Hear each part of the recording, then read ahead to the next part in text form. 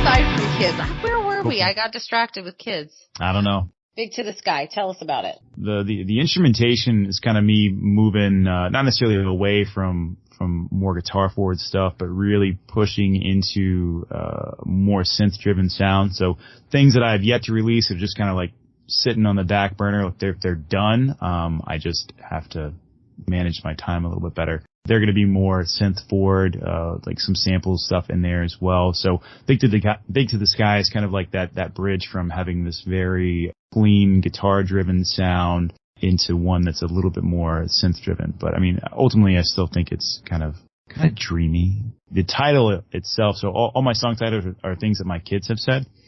So out of context, it's kind of like, what does that mean? What is Big to the Sky? And my kid was talking to me and talking about how, like we grow up, and she was like, well, at first we're small and then we get big to the sky. And like, when kids are like super, super small and they're kind of putting words together, and there's this innocent element to it as they're still kind of figuring it out. All my song titles are really that. And I just have a list of those on my phone that I reference. So as I get to a track, I'll just go back through like the ones that I haven't used, and I'm always writing new ones down. It's like, all right, what fits this? And it's usually just you go down the list, you're like, that's the one for this track. So I like the beginning. It really sounds like there's a heartbeat at the beginning. Oh, right on. It's really close to it. You have a nice full sound, and the vocal harmonies about 30 seconds into it are really cool. Thanks. There's cool vocal panning to the left and to the right as you're going through the song at different times. I do a lot of double tracking, especially on harmonies, and a lot of wide panning in general. And the engineer, producer I work with, Sandra Stoff, me and him are very aligned when it comes to that. Whenever I'm writing, it's like, you get the basic idea down, right? It's like verse, chorus, bridge, out, something like that. It's kind of like what I stick to. There might be little breaks in between. With my process, I'll just go through, and usually like I'll hear something and I'm like, oh, this should be there. And like it's not currently there, but I just feel like, I don't know, like I heard it by accident, or maybe it was like a delay trail that kind of sounded like this other thing. So at some point I was like, I really want like some big toms there, and like nothing was big enough. And I was like, oh, let's try fucking timpani, because like those are cool. But no, I also like the idea of blending in like non-traditional elements. I mean, I think that's what's great about working inside, a digital box. Cause like I've never performed any of these songs. I've never practiced any of these songs. It's all like, I have a part which leads to another part. I end up laying it down, and then I come back to it a few days later, and just ends up getting fleshed out over the period of like a few months. So, I heard what sounded like timpanis. I was like, this needs to go in here. That's usually how like a lot of the vocal layering happens too. Or I'm like, oh, let's try that. And I'm a huge fan of vocal layering. I think it's a great way to like just increase like tension sometimes, or increase like the intensity of what's going on. And I'm always like hypercritical of repeating a chorus too many times, because like some of the people I listen to the most, I'm like, God damn, this song's like 4.5 minutes long. It doesn't need to be. Mostly stuff like from the 80s and 90s, and I have severe ADHD, so I'm like, what can I add in to like keep somebody's interest and also have it sound cool?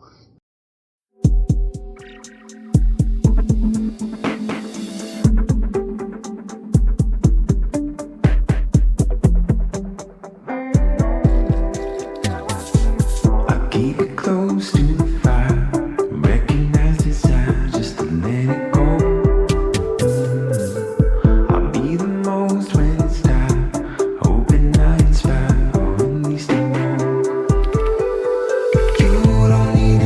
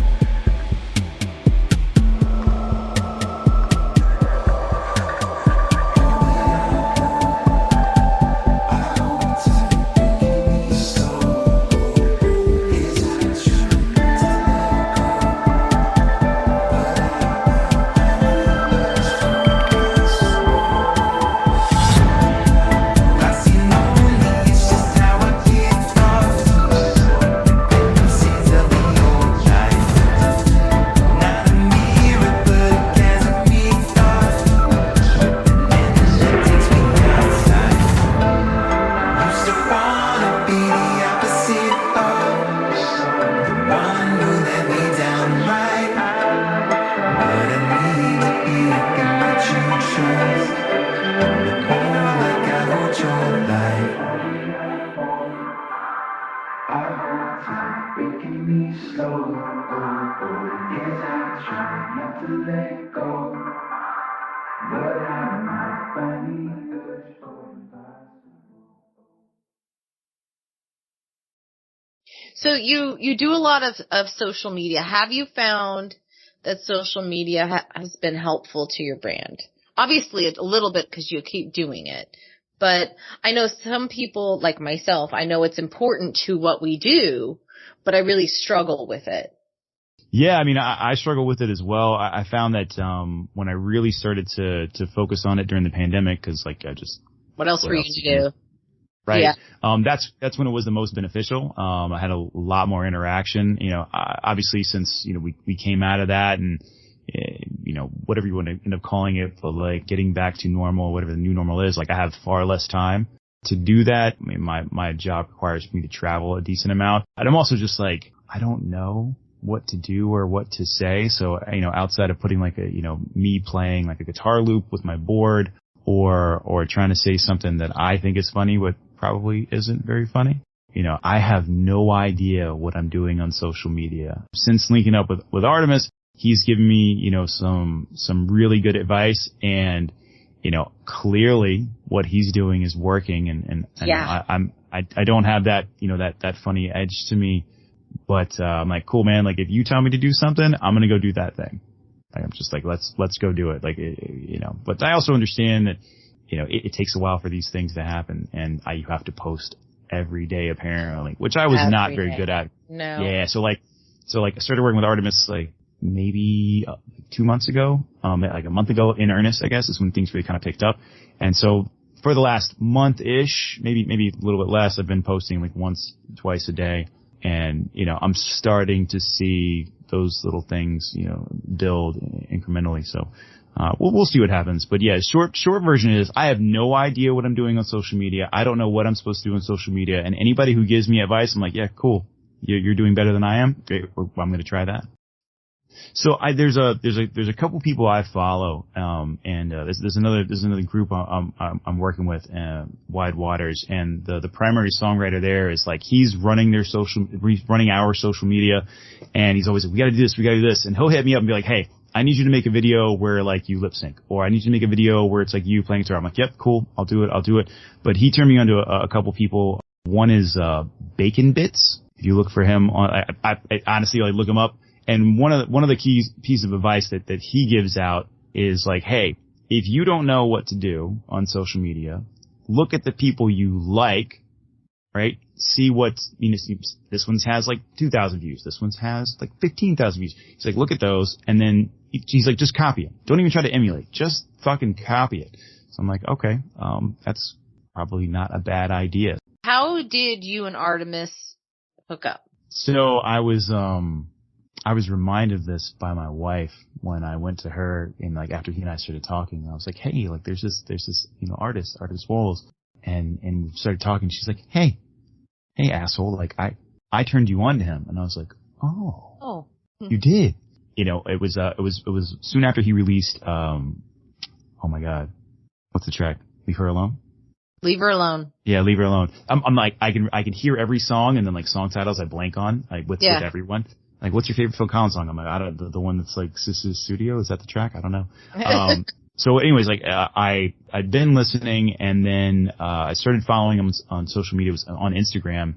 And I think honestly, I have to go back and look. I think I was just, commenting back and forth. And then one of us got in the other one's DMs. And at some point he was like, hey, who do you use for your mix engineer? Like, I have a song I'm working on, and I need it to be like finalized and like pretty fast. And so that really started us having real conversations. And then when those files went back and forth between him and Sam, I was like, I'm just gonna like take a shot in the dark here. I was like, hey man, I'd really love to like remix this if you're ever open to that. And he was like, yeah, sure, go ahead. And I was like, okay. So in my mind, I'm like, he's going to let me do this because he's being a nice person and probably gets asked this a lot. And probably won't like it and we'll never release it, which is like, that's the move, right? It's just like, well, I can tell you no and then probably lose a fan. This is, just my thought process at the time. And, so I did it and then I sent it to him, just kind of going, hey, like here's the direction I'm heading in. Like, and I was looking for feedback and, kind of what I discovered, a few weeks later was like, he's like, no, man, like, he's like, I like your sound. I like what you're doing. He's like, own it. Like, you want to do a remix? And I say you can do a remix. He's like, I'm not going to put it out if it's not good. He's like, but all your stuff's awesome. Which I was just like, what the fuck is happening? Like, this person is incredibly successful and they're not, one, they're talking to me and then like two, they're complimenting me. So yeah, it was, in short, just, him trying to find a good mix engineer for Gongres and then, me doing a remix of it. Or I just finished doing, a remix EP for 6 of his songs. Yeah, he released the remix of Sadie Daddy-O. So like that one is out and that was good. Oh, thank you. Appreciate it. That is very good. Yeah. That was a lot of fun to make because I've always wanted to do remixes of other people's work, but for whatever reasons, nothing lined up. So, when he was like, yeah, do you want to do this? And I was like, absolutely. I do want to do that. Yeah, you don't say no. Yeah. No. I was just like, great. So I literally stopped everything I was doing and then he gave me a deadline for it. So I took off work to knock this thing out. And the whole time I'm sending him just revisions and I'm like, hey, like, what do you think? Are you cool with this? Like, this doesn't have to be like this in this spot. Just like, overanalyzing everything. And he's like, no, man. He's like, lean into it. Like, do whatever you like. But yeah, it's been really, really awesome, like entering like his world, his universe, hanging out on his Discord server, which was a whole new platform for me. The whole Artemis aspect of music is super new to me, but it's been one of the most rewarding relationships I've had, on a musical tip. That's awesome. And that's what happens when you take a chance and just say, hey, I'd like to do this. And like now after talking about it, I'm like, oh, I got to go back through my DMs and see if that's actually the way it happened. Cause I'm like, now you're like questioning. I don't know. Yeah. I honestly don't know. Like, cause I've only been working with him for like, again, like 2 months, but really like a month in earnest. I'm like, I don't know. I have no idea. It's looking at like where he's at and where I am and where I've been trying to be. There's just this huge gap in between. Yeah. And so I'm just like, for me, this is like a dream state. Like, all right, cool. Like, you want me to hang out with you? That's fucking great. Let's do that. This is great. Have you felt like there's been a bump in, your listeners since you started doing remixes? Yeah. Is it actually bringing people over? It is. I mean, it's, it's happening in a way that I definitely expected, right? Like, I did one remix for a very popular artist. Everybody's listening to that one song because of him, not because of me. Makes total sense, right? And like, that's the song that's really driving, all the traffic and all the plays. But I have noticed, like, just looking at Spotify numbers, my what's it called, followers have gone up, like, not a ton, but, in context of what I've been doing before, like, it's a significant bump. Prior to working with Artemis, like, I would hover between like 300 and 700 monthly listeners, and now I'm over 3,000. Which is, it like, that's like, for me, like, that's huge. That's I'm like, this jump. is great. In a couple months, that's impressive. The song was released less than a month ago. So like, I'm just like, this is fucking wonderful. And, his big push for me was like, hey, you need to be on TikTok. Like, actually, like, that's the platform where, I built what I'm doing. I'm like, great, cool, let's go. And, seeing like a lot of like his core listeners, people that are like on his server, interact with me, compliment the stuff that I'm doing, and I think meaning it. They're all like super nice people. So your like, TikTok's fun. Oh, thanks. Yeah. I'm trying, but again, like to the earlier question, I have no idea. Fucking no idea what I'm doing. I'm just like, cause well, like, I think like some of the best advice out there is like, be true to yourself, be yourself. I'm just like, cool. And like, with the way the music's going and for me, what's, this is like the most successful I've ever been at music. I'm like, all right, cool. Like, I don't give a shit what people think. Like, here's somebody who's super talented and successful telling me to just like lean into it. That's what I'm doing. Yeah.